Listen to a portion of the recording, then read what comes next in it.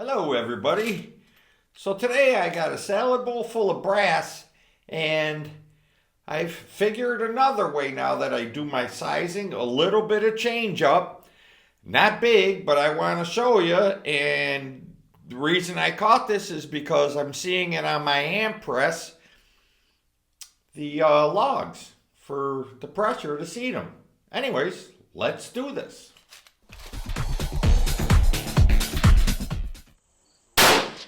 Okay, so this brass has already been partially processed. It's been decapped, it's been cleaned,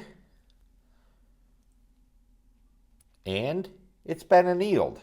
Annealing, very perfect. Now, you all know I've gone back and forth between using Imperial sizing wax and Neolube number 2. So now I'm back on Imperial sizing wax for the necks, and I apply it the same way I have in all my other videos, but I'm going to show you just in case. So I've got these foam Q-tips that I get on Amazon. That's on my website. If you need to look it up, there'll be a link there where to get it. So I just, cover the tip of it, put it in, and go around the neck. So this is not rocket science, but this helps with the sizing because I use the Short Action Customs modular sizing die. And that die actually does two things. The first step, it comes down and it sizes the neck. Okay, smaller than you want it. Then when it comes up, there's a mandrel in there that opens up the neck again, and that's why you lube the inside of these necks. Watch my video about the Short Action Customs modular die, and you'll see why I use it, and why I swear by it, and why it is better than a two-step process of sizing your brass and then expanding your necks with an expander mandrel. It's much better to do it all in one step. And also you want to shrink it down and then bring it out at least 3/1000ths. You can't, shrink it down and then, have your expander mandrel open up another, say, thousandths. It's not really going to do anything. You need to shrink and grow it so it gets the effect. It'll be more consistent. So I'm going to finish these and then we'll get to the next part about lubing for sizing. Okay, now I'm going to show you how I apply Imperial sizing wax to the brass, which I'm sure you've seen before. I learned this from a guy on YouTube. It's just regular Imperial sizing wax. Got to put your gloves on first, unless you want to get this shit all over your hands, which I don't think you do. What you do, now I've got, I think about 95 rounds in here. So you'll learn from experience how much to use. So what I do is I just take, I'm going to say that is perfect. Okay? That's good for about 100 rounds. Believe it or not, this stuff goes a long way. That might even be a little bit too much, but it's not going to hurt anything. It's just harder to wipe off afterwards. Okay, you see that? So you take this, and you put it in the palm of the other hand, like that, and wipe it on there. Then just smear it around, just on the insides of your hands. Then start doing this with your brass. Spreading it around on it.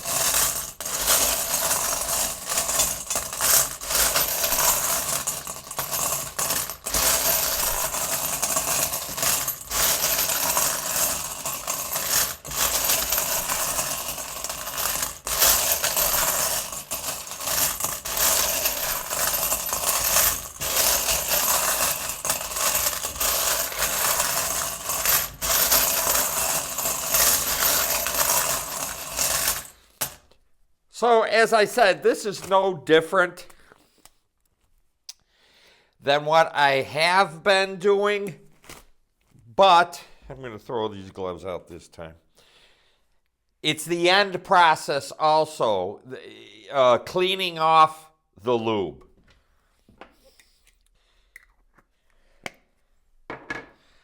Let's get to sizing these. All right, on to sizing now. But the first thing I want to show you, in case anyone doesn't know or has never saw this, the Short Action Customs modular sizing die. When you unscrew this, this does double action, okay? So this is your neck shoulder bushing. This is a 260. So there's the shoulder for your brass.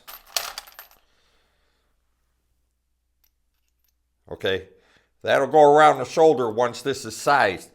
So it'll size the neck from the outside. Okay, and that's down in here. Then this is your expander mandrel. So when this pulls, let me get into the camera.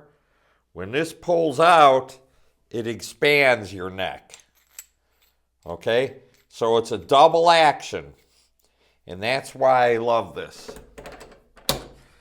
So now I make sure mine's tightened the same amount every time. I got this little torque wrench. That's it. It's tightened the same amount. So that's how that die works. And then along with this Short Action Customs Nexus press, the die never touches the shell holder. And you can use it with cam over or without cam over. And you'll see here now, I use it with cam over. And there's not touching the die, the shell holder. Okay, so we're on our way.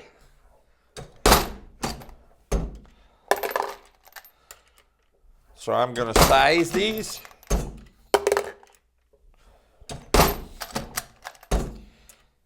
And then I'm going to show you what the difference is. So far, this has been pretty much the same. Okay, now we'll get to wiping this brass off the same way I always have, only I find that this doesn't get it all off. So I'm actually adding to my time here, but this still isn't what I wanted to show you, but I would take this into consideration too. So this, we're going to wipe them off with these microfiber gloves I got from Amazon. They do a good job of getting most of the lube off. Probably 90% of it, I'm going to bet.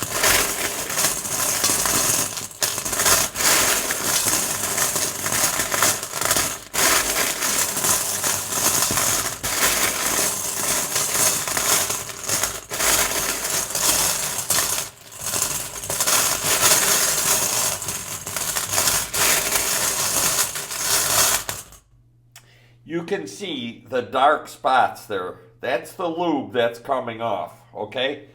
Then I always flip these over and use the other side.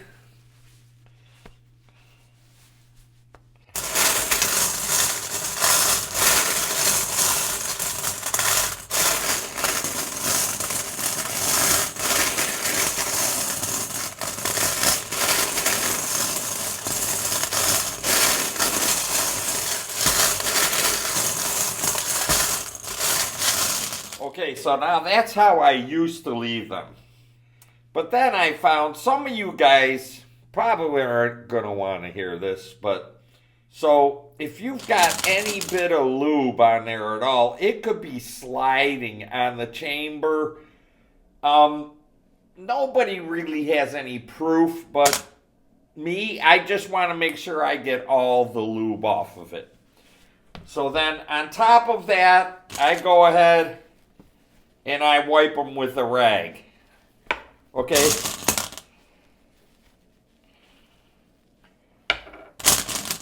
I know it's long and it's tedious. I hate it.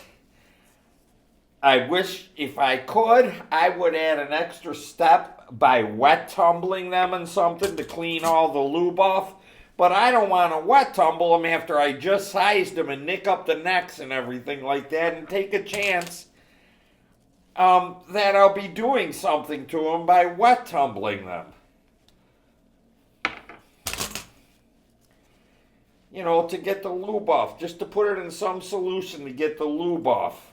I don't know, if you guys have any ideas, please chime in and tell me a better way of getting this lube off.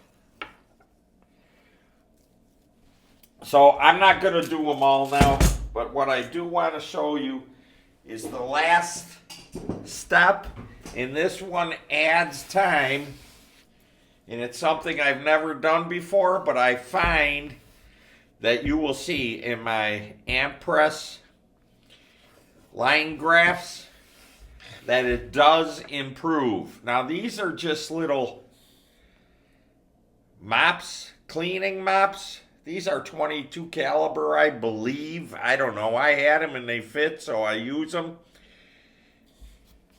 I'm going in the neck and out and removing most, if not the last, of the lube that's in there. Now you can see this thing's getting dirty really fast.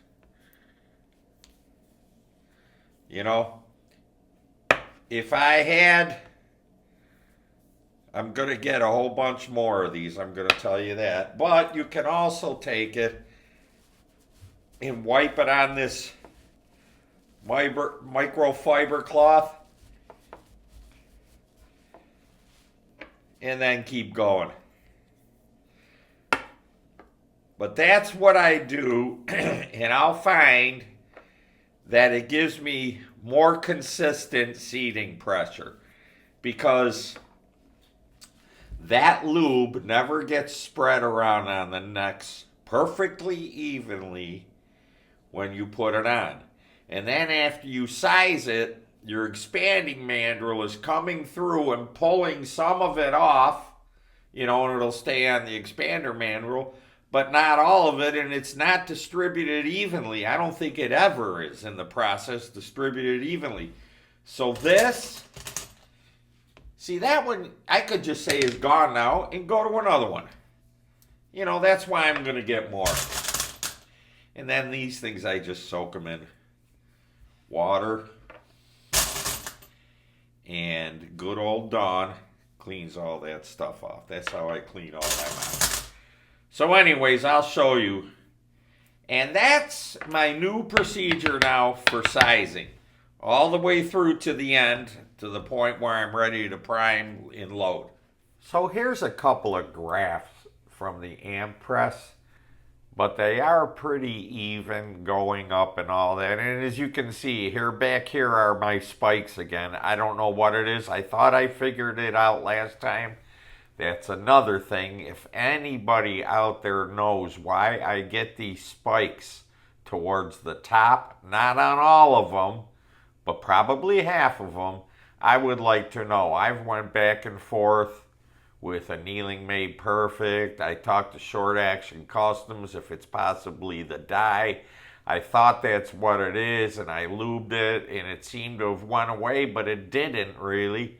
So anyways, if anybody knows about that, please chime in about that too, because I would like to know.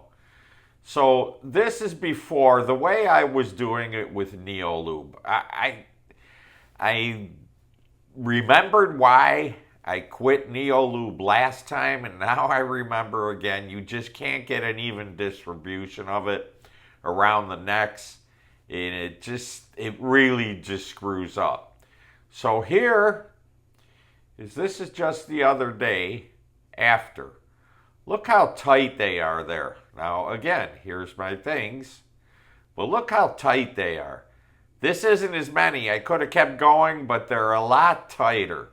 So this is why I changed my routine back to lubing the necks with Imperial Sizing Wax and afterwards wiping out the Imperial Lube from the Nex with bore mops. And this is what I end up with, and I like it much better. I sure do. I wish I could figure out what these spikes are. I still think there's something in the annealing made perfect thing. Why in this area right here? I mean, the bullet is pushing down, pushing down, pushing down, pushing down. Then this spike. You would think that it's hitting a donut. But this does this on brand new brass that isn't even fired, that can't possibly have a donut. So that is not what it is. It's not donuts. I don't know what it is, but it's there, and until I figure it out, I can't do anything about it. If anyone knows, please chime in. Let us know. All right, well, thank you very much. That's just a short rundown of, I told you I would try to keep you informed when I change something, so this is what I did. Thank you. If you liked or learned something from this video, please hit the like button, and please also hit the subscribe button and the notifications to be notified of all my new videos. This QR code will take you to my website store where I sell the brackets, t-shirts, and basically anything else that I don't use anymore. You never know what's going to be there, so check often. There is also a wealth of information there. Thank you for watching.